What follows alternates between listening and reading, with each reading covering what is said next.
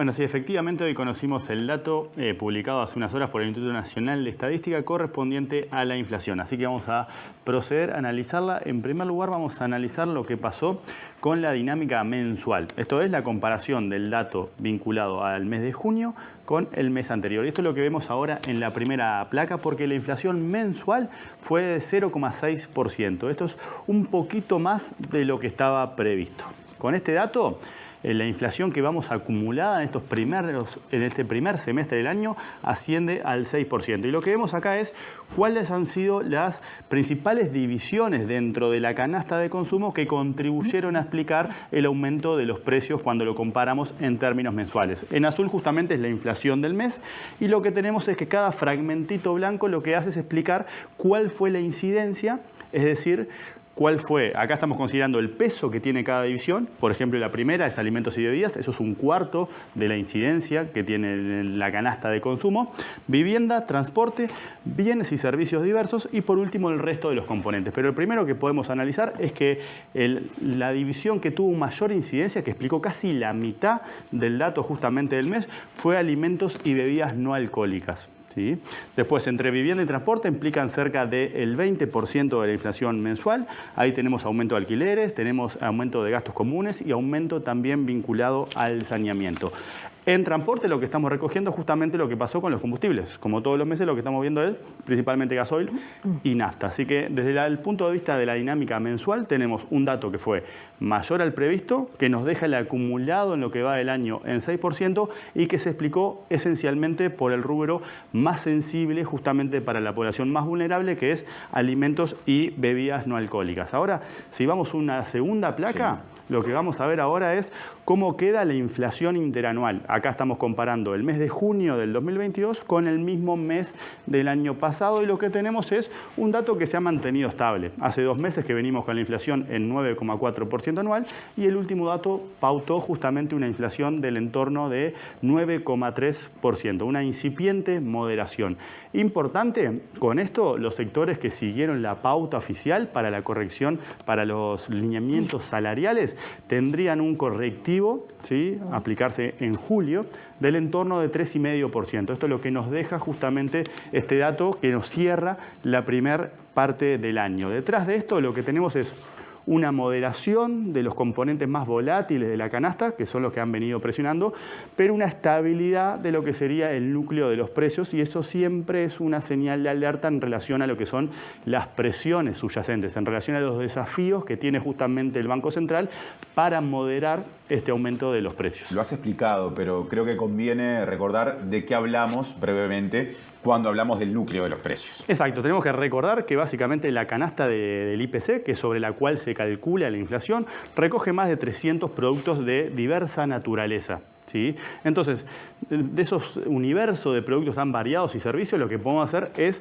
dividirlos según, por ejemplo, en este caso, la estabilidad que tienen los precios. Y entonces podemos separar los componentes de la canasta de consumo cuyos precios es más volátil, típicamente, eso es el caso de las frutas y las verduras, que varían mucho o que tienen un comportamiento errático, principalmente explicado en que dependen de factores climáticos. Entonces, separamos eso y le llamamos, esta es la inflación residual. Es la inflación que más oscila, que más se mueve. ¿Sí?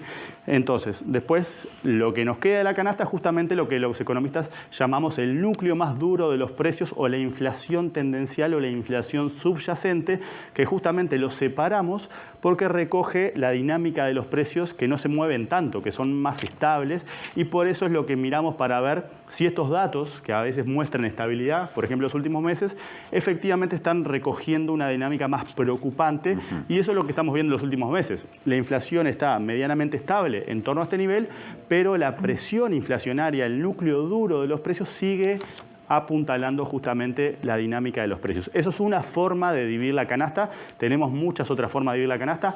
En particular, una sería si separamos, por ejemplo, los precios que dependen del dólar, porque son objeto de comercio internacional, sea porque los importamos o lo que los exportamos, y eso nos da lo que es la inflación transable en el sentido que son productos cuyo precio queda determinado por condiciones internacionales, y eso es lo que viene ayudando, porque justamente cuando analizamos el tipo de cambio, lo que vemos es que en lo que va del año tiene una caída acumulada del entorno del 12%. O sea que estos datos tienen lugar en un entorno de apreciación de la moneda del peso uruguayo o justamente caída del tipo de cambio. Y eso se puede revertir. Hoy hay al menos dos factores que podrían hacer revertir eso y empezar a poner presión por el lado justamente de esa distinción que hacemos. Uno tiene que ver con lo que hace Estados Unidos, que es justamente el que tiene la maquinita de emitir los dólares, y también con todo lo que estamos viendo en la turbulencia regional vinculada a lo que está sucediendo en Argentina. O sea que es importante quedarnos con la idea de que detrás de este dato lo que tenemos es una inflación tendencial estable, que sigue mostrando presiones y que el dólar ha venido ayudando. Entonces, si vamos una placa más, lo que vamos a ver son justamente dos componentes que son los que también vienen presionando más la inflación cuando lo comparamos con lo que pasaba un año atrás. Y esos son los alimentos, que lamentablemente este mes revirtieron esa pequeña caída que habían tenido y se ubican en el 11,5%, o sea, es decir, están aumentando por encima del nivel promedio o nivel general de inflación.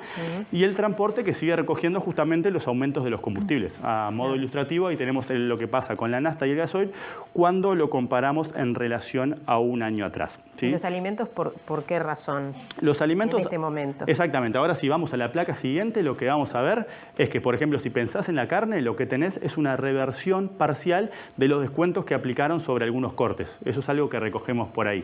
Lo mismo pasa con el pan, ¿sí? Con los lácteos, que están recogiendo todavía presiones internacionales vinculadas a temas que hemos conversado en relación a, por ejemplo, lo que está pasando con el precio del trigo y lo que está pasando con el precio de determinados insumos que justamente están detrás de la formación del precio. Lo mismo con el aceite. El aceite es uno de los componentes que más ha aumentado en el plano internacional y eso lo seguimos recogiendo porque justamente son rubros de los alimentos que están teniendo variaciones superiores al 12 o al 13%. Es decir, se esconden detrás de ese 9,3% que tenemos con la inflación.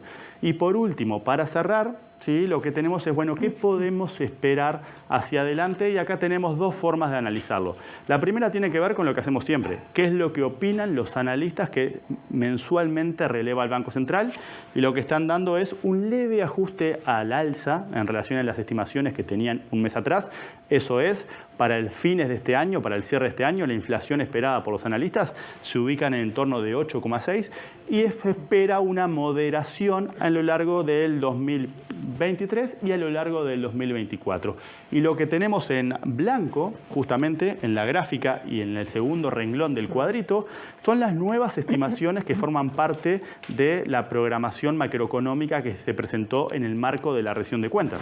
¿Qué es lo que está pasando ahí? Efectivamente se están acercando. Recuerdan que hemos discutido muchas veces en torno a la imposibilidad de cumplir las metas inflacionarias que estaban en la rendición de cuentas anterior y en el presupuesto anterior y en los lineamientos para los consejos de salarios. De ahí viene lo de adelantar el correctivo. Bueno, ahora el gobierno sinceró un poco más sus metas, las aumentó y efectivamente están más alineadas, por lo menos en el muy corto plazo, a lo que están esperando los analistas. No obstante, el gobierno sigue esperando una moderación importante de acá al fin del periodo. Básicamente una inflación que cerraría el 2024 por debajo del 6%.